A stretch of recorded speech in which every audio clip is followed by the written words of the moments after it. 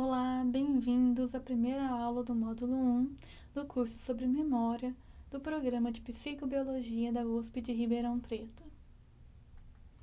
Nessa aula, nós iremos ver os modelos importantes e pioneiros de memória na psicologia cognitiva.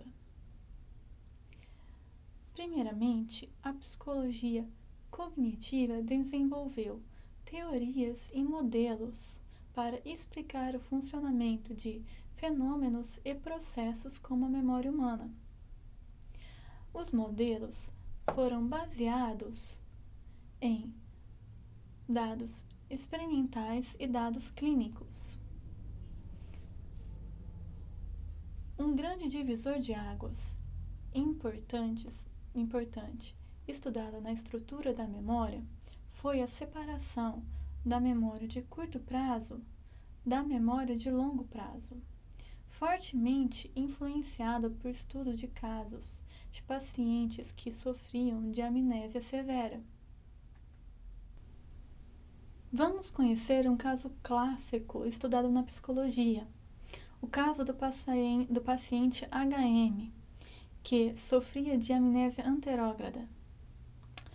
HM sofria de epilepsia severa e, para amenizar as crises, teve cirurgicamente retirado seu lobo temporal medial e 2/3 da sua formação hipocampal nos lados esquerdo e direito. Em meados de 1953, quando foi feita a cirurgia em HM, era desconhecido a importância dessa área na formação ou aquisição de novas memórias. E, devido à remoção dessa área, HM apresentou a amnésia anterógrada severa, que prejudica o aprendizado recente e a consolidação de memórias futuras para eventos pessoais ou fatos de conhecimentos do mundo após a cirurgia. Porém, HM apresentava seu armazenamento breve de informações intacto, o que o permitia que ele conseguisse armazenar uma sequência de números, por exemplo, um número de telefone, por alguns instantes.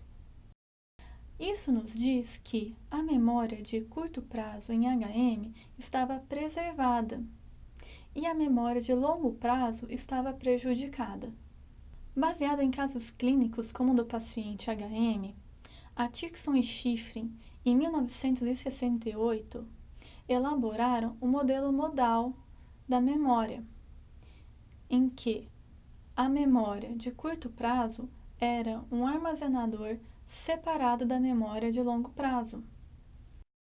Para Atkinson e Shiffrin, os armazenadores não eram estruturas fisiológicas distintas. O intuito era formular um modelo mental que explicasse o funcionamento da memória. Nesse modelo, a memória de curto prazo controla o fluxo de informações que entram ou saem da memória de longo prazo. As informações do ambiente são registradas na memória sensorial através de órgãos sensoriais, por exemplo, por meio da visão, do olfato ou do tato e assim por diante. A informação registrada na memória sensorial é selecionada pela atenção e transferida para a memória de curto prazo. Essa memória de curto prazo recebe informações da memória sensorial e da memória de longo prazo. A capacidade de armazenamento da memória de curto prazo é limitada, o que nos permite armazenar por alguns segundos apenas um número de telefone. Para que essa informação, por exemplo, o número de telefone, permaneça por mais tempo na nossa memória, nós temos que repetir a informação, ou seja, recitá-la. Segundo Atkinson e Shiffrin, a transferência da informação para uma memória de longo prazo depende do período de tempo em que a informação é mantida e recitada na memória de curto prazo. Atkinson e Shiffrin também incluíram nesse sistema de memória os processos de controle. Esses processos de controle são processos ativos e controlados, que se referem a estratégias que utilizamos para armazenar a informação, tanto na memória de longo prazo como na memória de curto prazo. Os processos de controle são a repetição da informação, as decisões que tomamos sobre a relevância da informação, a codificação adequada da informação para a memória de longo prazo e estratégias de recuperação. Por exemplo, dicas que nos auxiliam a recuperar ou lembrar de alguma memória, de alguma informação. Para ilustrar o funcionamento desses processos de controle, vamos imaginar o seguinte. O que acontece quando um garoto, chamado Guilherme, procura no seu celular o número de uma lanchonete chamada Boi Grande? Então, nessa situação, primeiramente, Guilherme procuraria vários números de lanchonetes no seu celular. Toda a informação visualizada na tela do celular será registrada na memória sensorial. E Guilherme se utilizará do processo de controle de decisões para selecionar a informação relevante. A informação relevante nesse caso é achar o número de telefone da lanchonete Boi Grande. E para isso, Guilherme foca a atenção no número de telefone da lanchonete. Essa informação, ela entra na memória de curto prazo. Para manter essa informação por mais tempo na memória de curto prazo, Guilherme se utiliza de um outro processo, o da recitação da informação. Por exemplo, ele pode fazer uma repetição mecânica, como repetir em voz alta várias vezes o número de telefone. No entanto, Guilherme precisa também memorizar esse telefone para que, mais tarde, ele possa utilizá-lo. Para isso, para transferir essa informação para a memória de longo prazo, ele se utiliza de um outro processo que iremos detalhar mais para frente, o processo que chama de codificação. Bem, dias após, Guilherme quer novamente ligar na lanchonete para pedir um lanche. Então, ele utiliza da estratégia de recuperação para se lembrar novamente do número de telefone. Agora que conhecemos um pouco mais sobre os componentes do modelo modal e o seu funcionamento, nós vamos conhecer a principal crítica a esse modelo.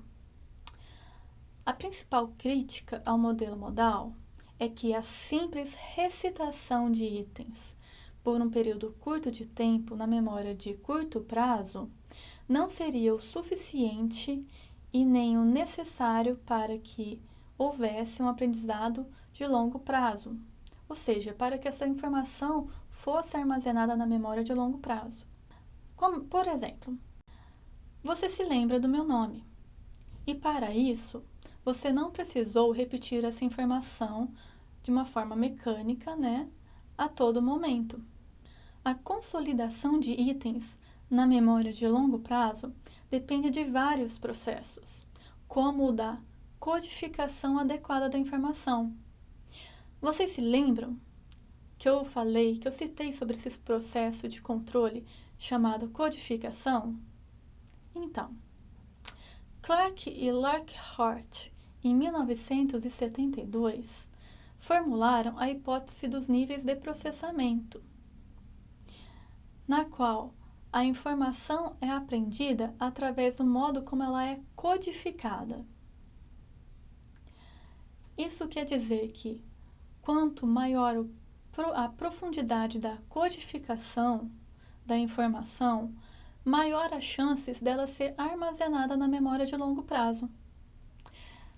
Vamos ver um exemplo de como funciona essa hipótese. Vamos imaginar que, ao ler um texto, nos deparamos com a palavra gato. Bem, e nós precisamos nos lembrar dessa palavra gato. Primeiramente, nós processaríamos as características visuais da informação. Por exemplo, identificando se a palavra gato tem letras maiúsculas ou minúsculas. Em seguida, nós faríamos o segundo processamento. Nós codificaríamos a parte fonológica, ou seja, a parte do som ou da pronúncia da palavra. Eu poderia correlacionar nesse momento a palavra gato a outras que têm o mesmo som. Por exemplo, correlacionar a palavra gato com a palavra pato, bafo, calo e assim por diante. Em um último momento, nós iríamos fazer um processamento mais profundo, o mais elaborado e o mais rico, que seria processar a parte semântica da informação. Nesse momento, nós estamos dando um significado à palavra. Por exemplo, eu posso compreender o significado da palavra gato como sendo um animal que é pequeno, domesticado, que gosta de dormir, de arranhar objetos e que é muito curioso. Eu estou dando significados à palavra gato.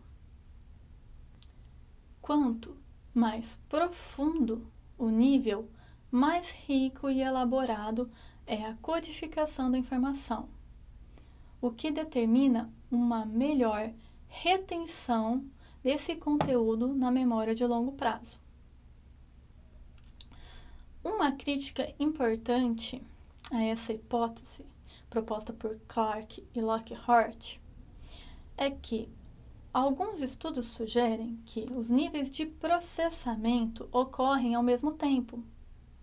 Por exemplo, o processamento mais superficial, como o da codificação da aparência visual, e o processamento mais profundo, que seria a parte semântica, o que dá significado à palavra, esses dois processamentos ocorreriam ao mesmo tempo e não em uma sequência como foi proposto pela hipótese dos níveis de processamento. Apesar dessa crítica, Clark e Lockhart propuseram uma hipótese que é uma limitação muito importante para o modelo modal. Ela nos sugere que a forma como codificamos a informação determina o aprendizado a longo prazo. As chances do aprendizado ocorrer aumentam quando nós compreendemos o significado da informação ou quando nós associamos algo novo com algo que nós já aprendemos anteriormente. Isso ocorre, por exemplo, na sala de aula, quando nós estudamos um material novo e o correlacionamos a algo que já aprendemos ou que já temos conhecimentos.